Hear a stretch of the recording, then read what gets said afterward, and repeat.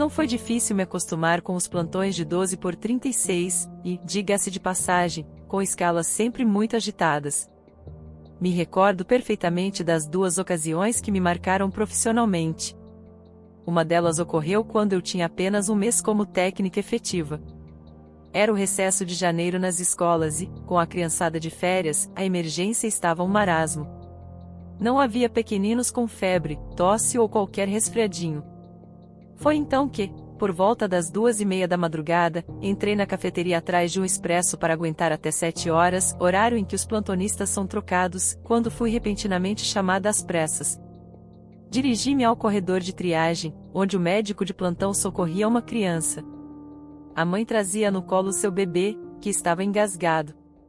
A menina, aparentemente com 2 meses, encontrava-se arroxeada. Na hora, a adrenalina tomou conta. Precisávamos agir, pois, geralmente, uma ação rápida é o que determina se uma criança vive ou não. O estresse acabou sendo inevitável.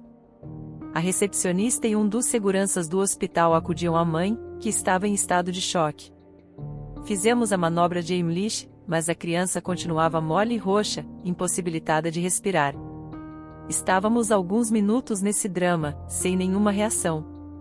Com o tempo passando, a falta de oxigenação no cérebro poderia causar mais danos.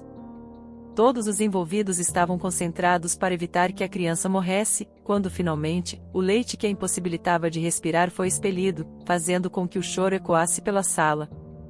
Simultaneamente, técnicos e médicos sorriram aliviados. Eu era uma dessas pessoas.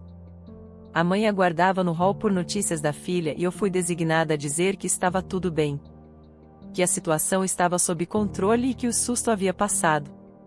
A mulher pareceu sair do choque em que seu corpo trêmulo se encontrava e entrou em uma espécie de transe quando ouviu que poderia ver a bebê.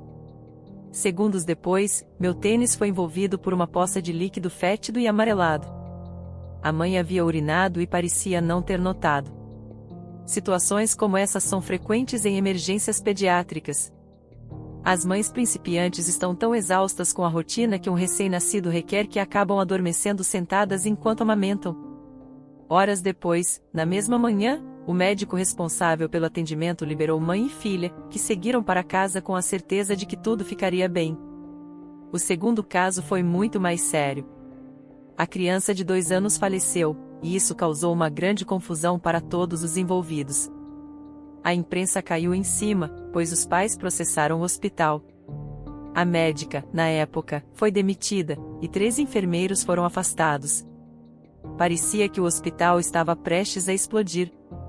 Tudo começou quando Bernardo deu entrada na emergência por volta da meia-noite de uma quinta-feira, na qual eu não estava presente. Ele apresentava um quadro de bronquiolite, febre alta e fraqueza. A doutora Kelly, que era a médica responsável, diagnosticou com asma e encaminhou para exames. Ao revisar seu histórico, foi descoberto que Bernardo havia visitado 2 clínicas pediátricas com os mesmos sintomas em menos de uma semana, tendo sido medicado e instruído a descansar em casa. A doutora Kelly receitou nebulização para Bernardo devido à sua falta de ar, e um enfermeiro administrou um remédio para controlar sua febre corticoide na veia, que expande os brônquios para melhor oxigenação. Tudo foi prescrito com a orientação da médica. Contudo, minutos depois, Bernardo convulsionou enquanto sua mãe assistia à cena horrorizada. Ela foi forçada a sair da sala. A doutora imediatamente estabilizou o quadro, mas Bernardo voltou a convulsionar em seguida e teve uma parada cardiorrespiratória. Foi iniciado o processo de reanimação, e todos os envolvidos lutaram incansavelmente por 40 minutos para salvar a vida da criança. O pai, que também viu o filho desfalecer, entrou em pânico e foi levado para a sala de espera, onde sua esposa chorava. Subitamente, um silêncio pesado pairou no ar e Bernardo não apresentou mais batimentos cardíacos, falecendo em 5 de abril. A hipótese de alergia ao corticoide foi cogitada, mas não foi comprovada. A mãe declarou na época que seu filho não era alérgico ao medicamento e, posteriormente, em meio à confusão do que havia acontecido, afirmou estar em dúvida. Então, o hospital se transformou em um caos. Os pais chamaram a polícia acusando a equipe médica de ter negligenciado a saúde de seu filho primogênito e causado sua morte. A imprensa não perdeu tempo e os programas sensacionalistas noticiaram o caso de Bernardo em todo o país. O rosto da criança estampou as capas de jornais e houve uma grande comoção. Um processo foi aberto e algumas pessoas perderam seus empregos. Uma junta médica cogitou a hipótese da convulsão de Bernardo ter sido causada pela alta temperatura da febre, que beirava os 39 graus. Depois de algum tempo, ninguém mais mencionou o assunto. Dizem que o hospital pagou R$ 1 milhão para os pais, além dos honorários advocatícios e custos do processo. Como técnica novata, fui proibida de pronunciar uma palavra sobre os detalhes, sob ameaça de demissão. A doutora Kelly foi demitida e seu registro médico foi cassado. Dizem que ela está trabalhando em uma clínica clandestina de aborto nos subúrbios da cidade,